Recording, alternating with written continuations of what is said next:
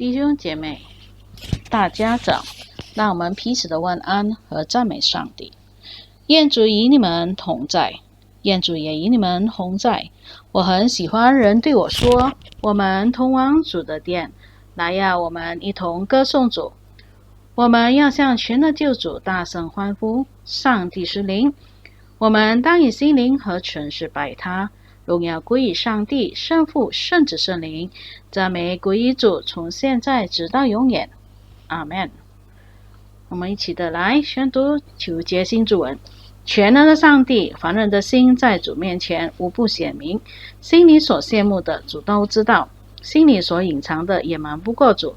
求主用圣灵的感化洁净我们心里的意念，叫我们精心爱主，恭敬归荣耀于主的圣名。这都是靠着我主耶稣基督。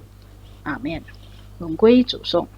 惟愿在上，荣归于上帝，在地有平安，人都蒙恩。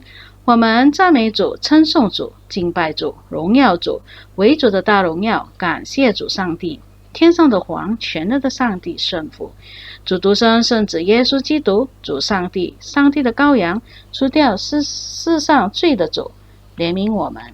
坐在上帝圣父右边的主，允准我们的祷告，因为基督独一为圣，基督独一为主，基督独一圣灵，在上帝圣父荣耀里为至上。阿们。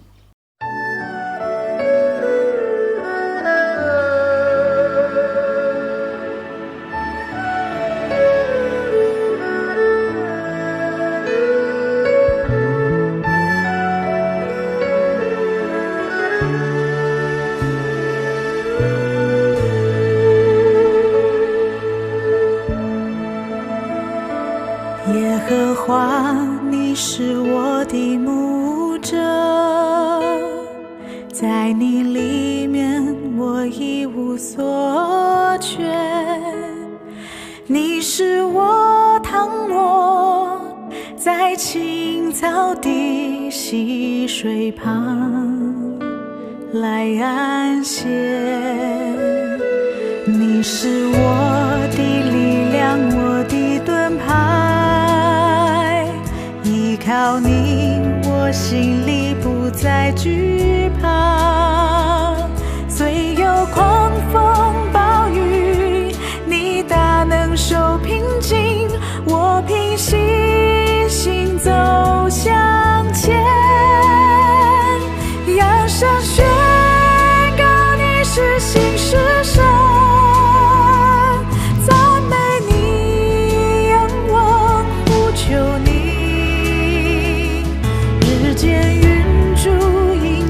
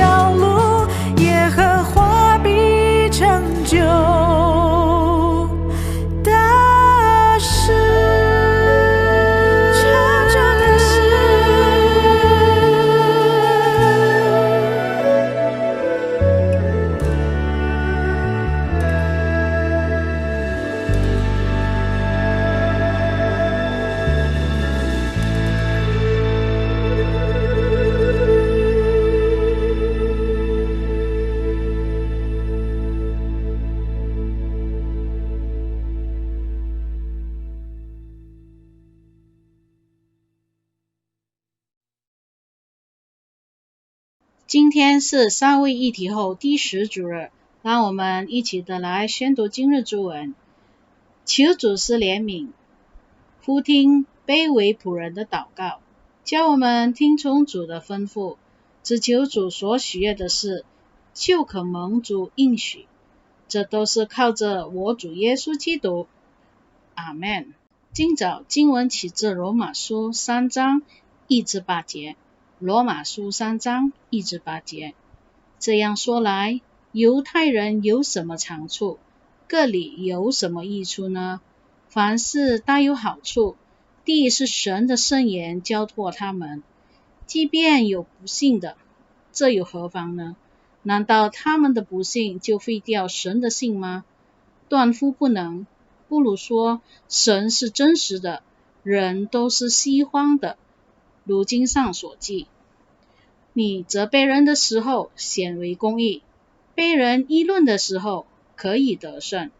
我且照着人的常话说，我们的不义若显出神的义来，我们可以怎么说呢？神降怒是他不义吗？断乎不是。若是这样，神怎能审判世界呢？若神的真是因我的虚荒越发显出他的荣耀，为什么我还受审判，好像罪人呢？为什么不说我们可以作恶以成善呢？这是毁谤我们的人说我们有这话，这等人定罪是该当的。这是上帝的话，感谢上帝。Shalom dan salam sejahtera kepada semua jemaat Tuhan yang dikasihi oleh Tuhan kita Yesus Kristus. Nah, sebelum kita mendengar firman Tuhan, mari kita berdoa dan kita tundukkan kepala kita. Bapa di surga, kami berdoa dan kami mengucap syukur atas anugerah dan kasih dan penyertaan Tuhan kepada kami semua. Kami bersyukur Tuhan karena pada pagi ini sekali lagi Tuhan membawa kami dalam ruangan ibadah bersama-sama dengan keluarga kami. Kiranya Tuhan berkenan dan memberkati kami. Dan kami berdoa Tuhan, di mana kami akan mendengar firman-Mu, biar Roh Kudus-Mu memimpin kami, sehingga firman-Mu itu akan mengambil tempat di hati dan pikiran kami. Karena kami siap untuk belajarkan firman-Mu. Terpujilah Engkau Tuhan Yesus, di dalam nama Yesus kami sudah berdoa dan mengucap syukur. Bersama kita katakan, amin. Jemaat yang dikasihi oleh Tuhan kita Yesus Kristus, melalui pembacaan firman Tuhan yang kita telah dengar sebentar tadi dalam kitab Roma, bab yang ketiga, ayat pertama hingga ayat yang ke-8, di mana Paulus menghadapi orang-orang Yahudi yang merasakan keistimewaannya atau kelebihan mereka. Kita dapat lihat di dalam ayat yang pertama, yaitu jika demikian, apakah kelebihan orang Yahudi dan apakah gunanya sunat?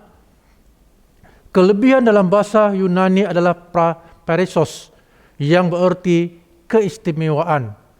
Sebab orang Yahudi tetap merasakan kelebihan atau keistimewaan yang ada pada mereka sebagai bangsa Yahudi dan keyahudian, sehingga ada kesombongan dalam diri mereka dengan memiliki kedudukan yang ada pada mereka, yaitu mengingatkan sejarah bahwa dalam perjanjian lama memang mereka disebutkan sebagai bangsa yang dipilih Allah atau bangsa pilihan Allah untuk memberitakan keselamatan itu kepada bangsa-bangsa lain yang belum mengenal Allah.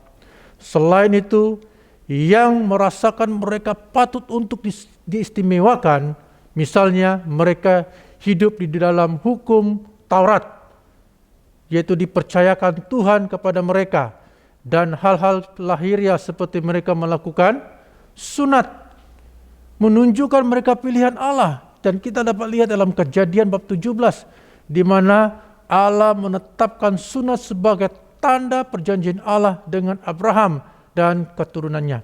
Inilah yang menunjukkan bahwa mereka memiliki kelebihan dan keistimewaan. Dan bagi Paulus, itu Rasul Paulus mengakui kelebihan bangsa Yahudi berbanding dengan bangsa-bangsa lain. Kita tahu umat Israel adalah bangsa pilihan Allah. Paulus juga mengakui bahwa firman Allah telah dipercayakan oleh umat Israel sebagai penuntun mereka. Tetapi Paulus mengingatkan mereka, jangan sampai kelebihan atau keistimewaan sebagaimana umat Allah disombongkan. Mereka lebih istimewa dari bangsa lain. Mereka berpikir anugerah Allah hanya bagi mereka, sedangkan murka akan berlaku bagi non-Yahudi atau bukan Yahudi. Dengan itu, kembalilah kepada Allah yang setia, karena Allah itu ada Allah yang setia. Dan berdasarkan teks Roma bab yang ketiga ayat 1 hingga 8, saya mau mengangkat satu tema, yaitu kesetiaan Allah adalah kepribadian Allah. Bersama-sama dengan saya, 2, 3. Kesetiaan Allah adalah kepribadian Allah. Ada 3 hal atau 3 poin yang kita akan pelajari di dalam teks ini, yaitu kesetiaan Allah adalah kepribadian Allah. Yang pertama, ketidaksetiaan manusia tidak membatalkan kesetiaan Allah. Bersama-sama dengan saya, 2, 3. Ketidaksetiaan manusia tidak membatalkan kesetiaan Allah. Roma bab 3 ayat 3 berkata, jadi bagaimana jika di antara mereka ada yang tidak setia? Dapatkah ketidaksetiaan itu membatalkan kesetiaan Allah? Ini satu pertanyaan. Dalam bagian ini yang menjadikan kata kunci adalah kesetiaan Allah. Kalau beberapa orang menjadi tidak setia, ketidaksetiaan mereka tidak menindahkan kesetiaan Allah. Jadi Paulus sekali lagi menegaskan bahwa Allah itu setia. Kesetiaan Allah tetap ada walaupun sejumlah orang tidak setia, termasuk saya dan kamu. Allah tetap setia. Oleh itu kita boleh katakan bahwa Allah tetap setia. Walaupun sebagian umat Israel tidak setia pada perjanjian karena tidak percaya kepada Yesus Kristus. Misalnya, kita tahu tanggung jawab kita sebagai orang Kristen adalah untuk melakukan kehendak Tuhan dan kesetiaan kita kepadanya. Mungkin kita ada berkata dalam diri sendiri, mulai hari ini saya mau belajar setia segala perintah Tuhan. Misalnya itu pengakuan kita, misalnya kita mau mulai hari ini membaca Alkitab, komitmen membaca Alkitab, komitmen berdoa setiap hari, melakukan perbuatan-perbuatan baik, rajin mengikuti kebaktian atau kebaktian online, dan persekutuan bersama orang-orang seiman. Mungkin dalam semua yang kita katakan tidak kita lakukan. Ini menunjukkan kita tidak setia dengan janji kita kepada Tuhan. Tetapi Allah tetap setia walaupun kita tidak setia kepadanya. Ketidaksetiaan mereka apakah akan menghilangkan atau membatalkan kesetiaan Allah?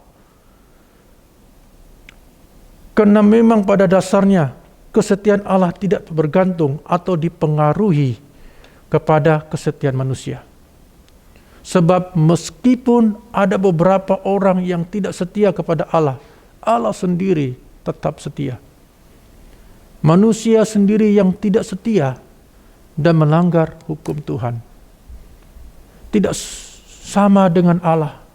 Kesetiaan Allah tidak tergantung kepada ketidaksetiaan manusia. Perbuatan Allah tidak bergantung dengan sikap manusia.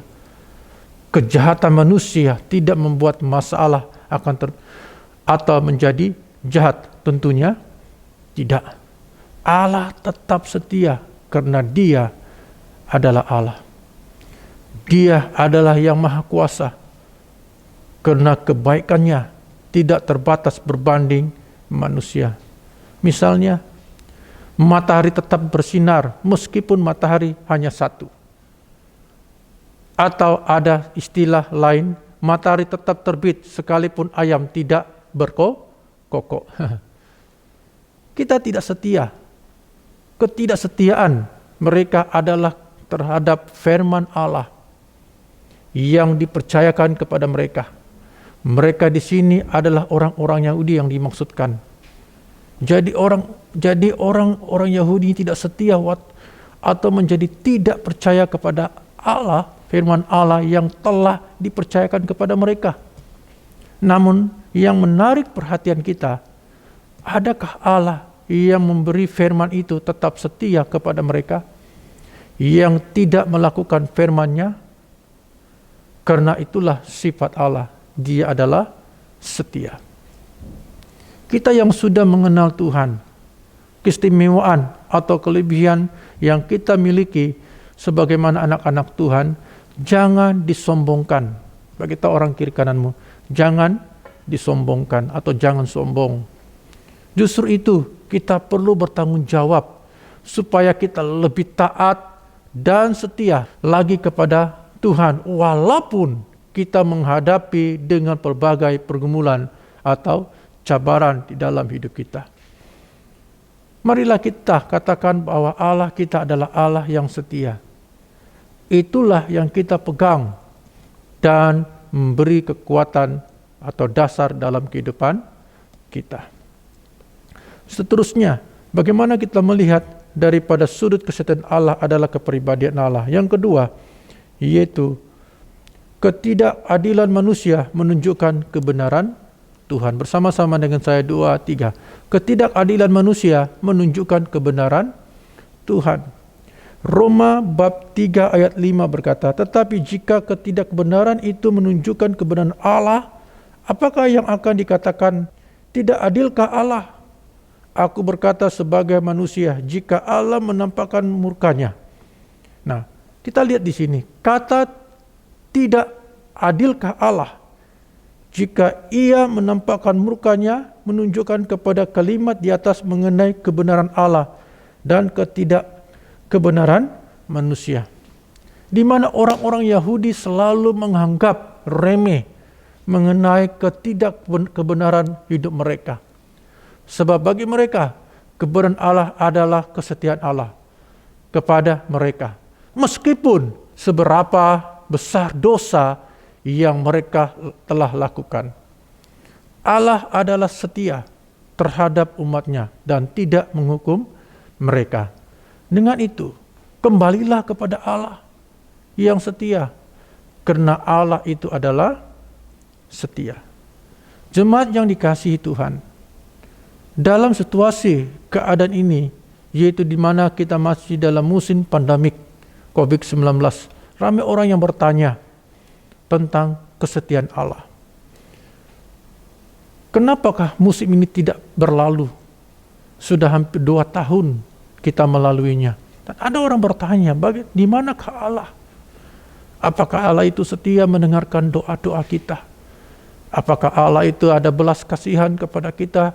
Bagaimana kita melalui pandemik yang sangat besar ini? Persoalannya ini bukan adalah pandemik COVID, tapi persoalan ini adalah dosa. Bagaimana dengan keadaan di mana kita masih dalam keadaan seperti ini? Sehingga ada yang bertanya, di manakah Tuhan? Tuhan adalah Tuhan yang setia. Tuhan tidak ditentukan dengan kesetiaan manusia, sekalipun manusia tidak setia. Tuhan tetap setia. Itulah yang kita pegang. Haleluya. Amin. Dan seterusnya poin yang ketiga. Kepalsuan manusia meningkatkan kebenaran Tuhan. Bersama-sama dengan saya 2, 3. Kepalsuan manusia meningkatkan kebenaran Allah. Roma 3 ayat 7 berkata, tetapi jika kebenaran Allah itu dustaku, semakin melimpah bagi kemuliaannya, mengapa aku masih dihakimi lagi sebagai orang berdosa? Dalam ayat 7 menjelaskan bahwa pada dasarnya Allah adalah hakim. Akan tetapi orang-orang Yahudi memahami bahwa Allah itu adalah hakim bagi orang-orang di luar Yahudi saja yang sering sebut orang lain itu adalah orang kafir. Akan tetapi keistimewaan mereka bukan menjadi sebuah jaminan bahwa mereka terlepas dari dosa. Sehingga pada akhirnya keistimewaan yang ada pada diri mereka hanya berdasarkan kepada kelimpahan kasih karunia Allah yang Allah berikan kepada mereka. Dengan kata lain, Rasul Paulus hendak menjernihkan atau menyudarkan bangsa Yahudi ini atau bangsa Israel. Bukan merujuk pada bangsa engkau disebut orang baik atau orang jahat. Sama halnya bahwa engkau juga tidak berhak menghakimi orang lain karena kamu bangsa Yahudi. Karena engkau dari suku ini, bangsa ini, sehingga membuat engkau menghakimi orang lain karena status atau kedudukanmu. Misalnya, pada hari ini atau zaman modern ini, masih ada juga yang berpikir sedemikian untuk menilai suku, bangsa, kedudukan, status, darjat seseorang itu. Sehingga ada yang berkata, kalau kau dari bangsa ini, kamu orang keturunan yang jahat. Kalau kamu dari bangsa ini, kamu adalah keturunan orang miskin. Kalau kamu bangsa ini, kamu tidak boleh atau tidak berhak memimpin kami. Macam-macamlah tuduhan ini yang diberikan. Melihat pada keadaan atau status yang ada pada mereka, orang lain tidak perlu dipandang. Mereka yang lebih berkuasa dan lebih berpengaruh. Saudara dan saudariku yang dikasihi dalam Tuhan, itu menurut sudut pandangan kita. Dan kita mula menghakimi orang lain dari sudut pandangan kita. Paulus mengingatkan mereka, kita jangan membandingkan mereka, sebab Allah itu tidak memandang bulu. Kalau Allah itu tidak memandang bulu, kenapa kita memandang bulu? Kita lihat dalam Roma 2 ayat 9 hingga 11. Dengar baik-baik saudara-saudariku dikasihi dalam Tuhan sebagai orang-orang yang beriman dan percaya kepada Tuhan. Allah tidak melihat manusia berdasarkan statusnya, melainkan berdasarkan isi hatinya dan yang ada di dalam dirinya. Dan apa yang dia lakukan. Dan itu yang Tuhan pandang. Itu yang Tuhan lihat. Apa yang ada dalam hatinya. Ada satu ilustrasi cerita ini berlaku di sebuah sekolah, yaitu di satu kelas tingkatan 3. Guru mereka menyuruh semua murid untuk buat satu kajian, ya, buat satu kajian atau berkelompok atau berkumpulan untuk pembentangan. Semua pelajar telah berusaha untuk membuat kajian yang terbaik, karena itu adalah satu marka peperiksaan mereka. Tetapi ada seorang murid dalam kelas tersebut tidak buat kerja sekolah atau tidak bekerja sama dengan kawan-kawan yang lain, yang seperti mana yang diarahkan oleh guru mereka. Bahkan dia mentertawakan lagi kawan-kawannya yang lain karena mereka sibuk untuk buat kertas kerja dalam kumpulan untuk menyiapkan kertas kerja sekolah mereka. Nah, pertanyaannya, kenapa salah satu murid itu tidak buat kerja sekolah, bahkan mempertawakan kawan-kawannya yang lain? Sebab guru kelas mereka adalah bapa dari pelajar ini. Tetapi guru ini telah menghukum murid ini. Karena guru ini tidak berkompromi dengan kesalahan, walaupun murid itu adalah anaknya sendiri. Karena tidak buat kerja sekolah. Pada mulanya pelajar ini berpikir bahwa guru ini tidak akan menghukumnya, sebab dia adalah anak kepada guru ini. Tetapi apa yang dia pikirkan tidak sama apa yang dipikirkan oleh bapaknya, sehingga bapaknya menjatuhkan hukuman kepada anaknya. Dia tidak terlepas daripada hukuman, walaupun guru itu adalah ayahnya sendiri. Jadi saudara dan saudariku dikasihi dalam Tuhan, kita boleh bertanya soalan ini pada diri kita sendiri. Walaupun kita mempunyai kelebihan atau keistimewaan sebagai anak-anak Allah, jangan kita mempermainkan kasih karunia daripada Allah yang telah kita miliki. Bukan berarti kita tidak terlepas dari berbagai cabaran atau masalah dalam hidup kita. Dengan itu, kita harus menunjukkan kesetiaan dan ketaatan kita kepada Tuhan. Sebagaimana umat Tuhan, jangan kita mempermain-mainkan dengan kasih karunia Allah yang Allah telah berikan kepada kita. Apakah kita juga istimewa karena kita adalah umat Allah? Dan banyak orang Kristen menyatakan bahwa dia bangga dengan imannya karena Yesus merupakan juru selamatnya. Dari sudut ini, memang kita memiliki keistimewaan, memiliki kelebihan karena kita adalah milik Kristus. Tetapi bagaimana kebanggaan kita terjemahkan melalui keistimewaan kita? Bahkan bahwa orang yang telah dipercayakan, diberikan tanggung jawab, harus dihidupkan dalam hidup kita, di mana gambaran Kristus itu harus ada dalam hidup kita. Kita harus mencerminkan yang baik, menjadi teladan sebagai orang yang telah percaya kepada Yesus. Dan ini yang Tuhan melihat hati kita. Bukan kita melihat apa yang ada pada diri kita, tapi Tuhan mau menjadikan kita gambaran Kristus. Bagaimana kita menjadi teladan kepada orang lain. Kalau hanya yang dihidupkan hanya keistimewaannya, tidak ada faedahnya dari keistimewaannya.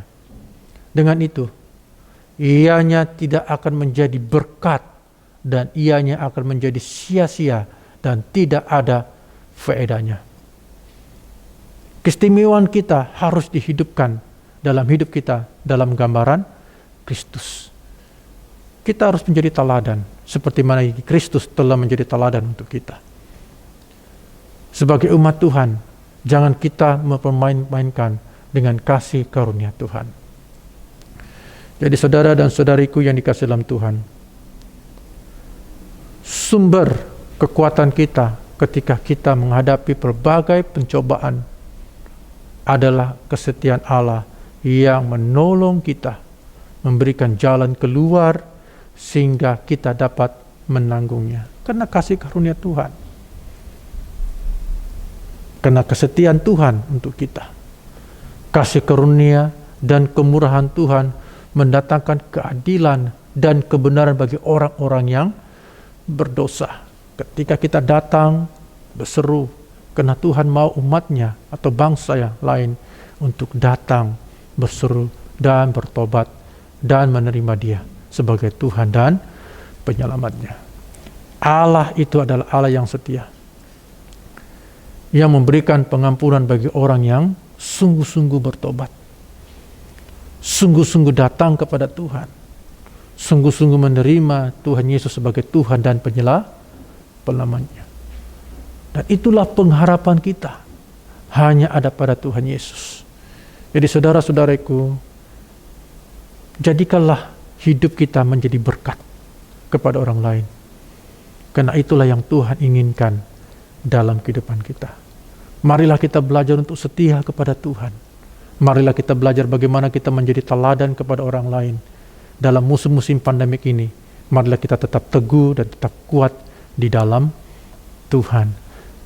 Di mana Tuhan adalah Tuhan yang tidak pernah meninggalkan kita. Amin. Karena kasih setianya kepada kita. Kita berdoa.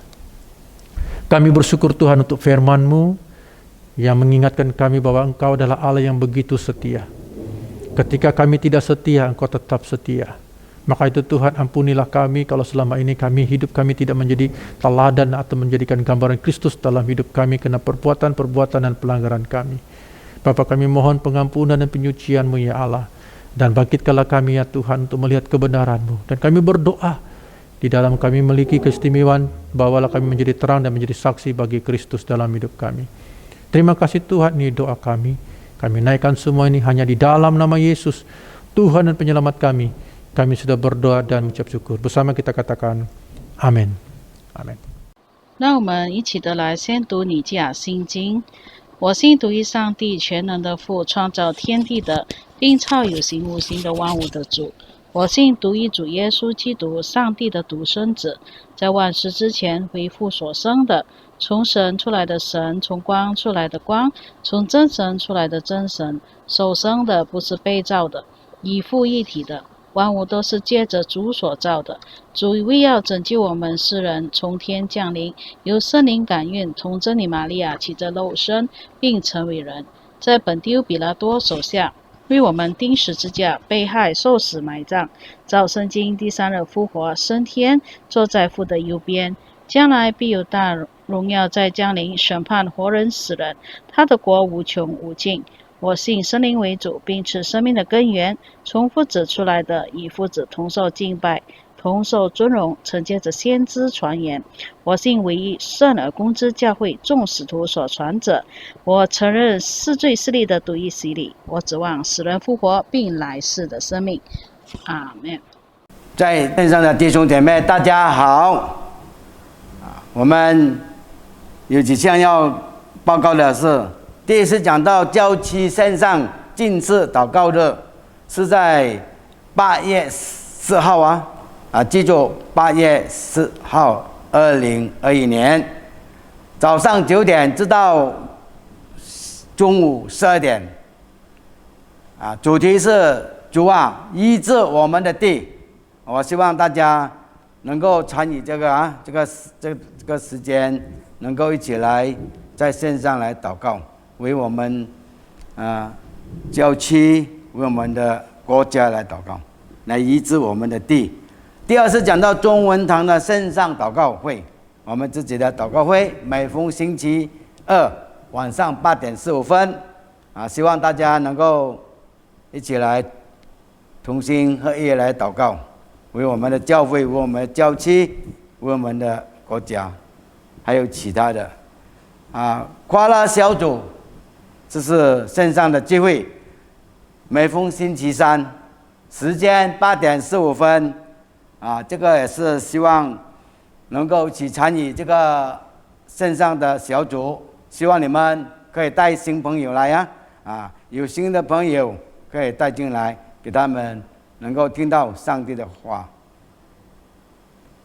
最后是讲到奉献，网上的会刊教友们可以用网上的会刊，或是把你的奉献带来教堂，放进奉献箱。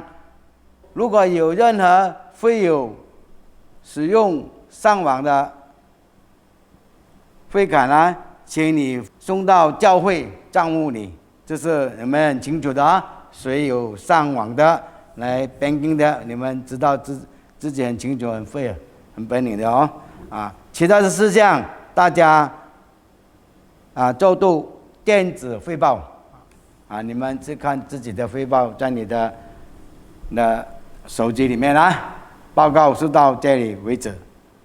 愿全能的上帝怜悯你们，借着主耶稣基督饶恕你们，拯救你们脱离一切所犯的罪，借助圣灵的大能加强你们侍奉主的力量，保守你们进入永生。阿们。现在我们来站立。现在我们既然借助主耶稣基督与上帝和好，因此我们应该彼此和好。愿主的平安常与你们同在，也与你们同在。让我们在这里行一个平安礼。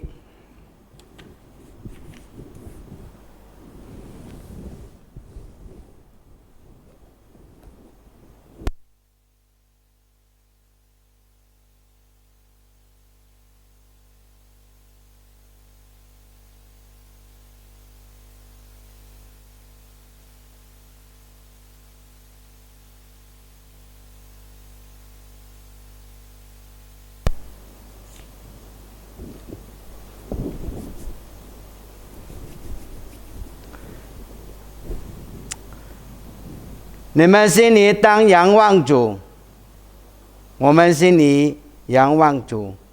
我们应当感谢我主上帝，感谢我主上帝是应当的。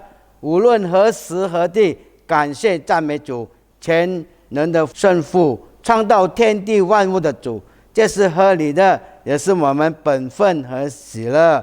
现在我们感谢，因主荣耀的显现，正如圣子、圣灵的荣耀，三位一体，同源同等，并无分别，一主一上帝，荣受敬拜和赞美。因为这样，我们与天使和天使长、天上的会众一同称赞颂扬主的荣耀的名，常赞美主说：圣哉，圣哉，圣哉！天地万军的主，主的荣光充满天地，愿荣耀归于至上的主。阿们。各位弟兄姐妹，我们来跪下或坐下。我们在天父，一切荣耀都归于主，在主恩慈中，将独生圣子耶稣基督赐给我们，为救赎我们，受死在十字架上。他在那里一次奉献自己，为全世界的人做满足完全的赎罪祭。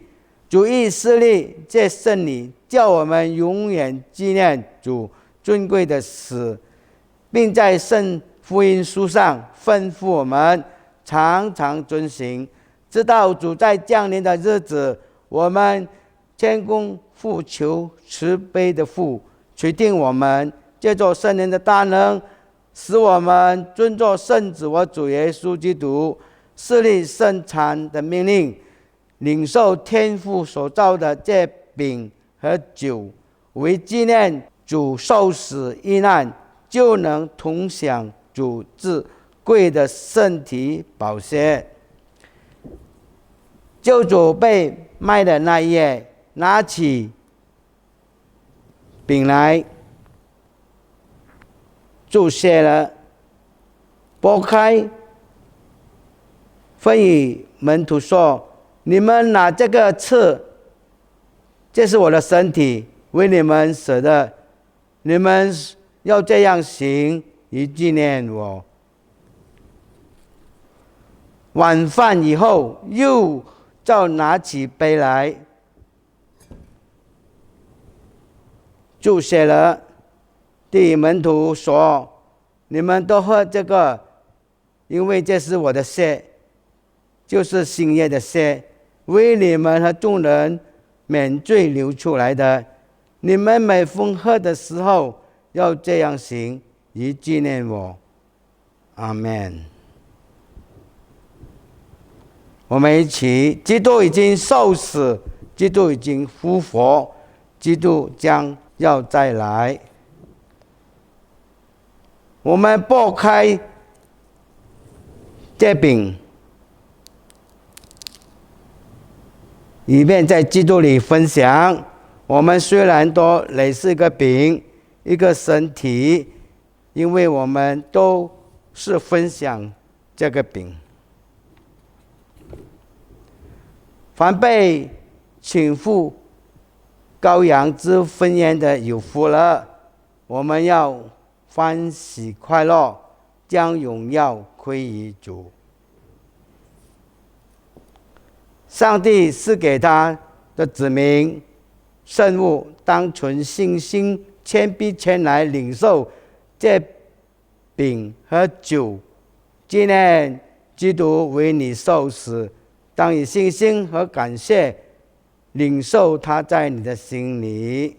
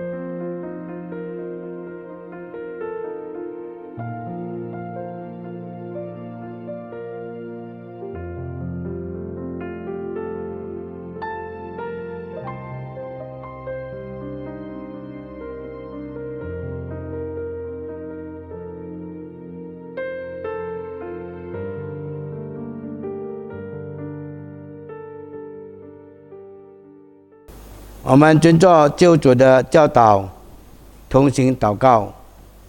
我们在天上的父，愿人都尊父的名为圣，愿父的国降临，愿父的旨意行在地上，如同行在天上。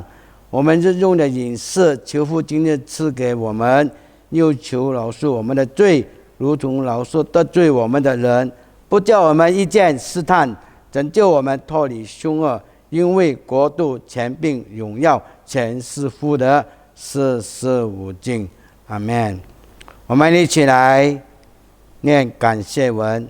我们的天父，永生的上帝，我们感谢主接纳我们作为圣子、救主耶稣基督复活的肢体，并在他身体宝血的圣事里用灵粮喂养了我们。现在求主差遣我们平安奔走四程，并赐给我们力量和勇气，专心乐意的敬畏主、侍奉主。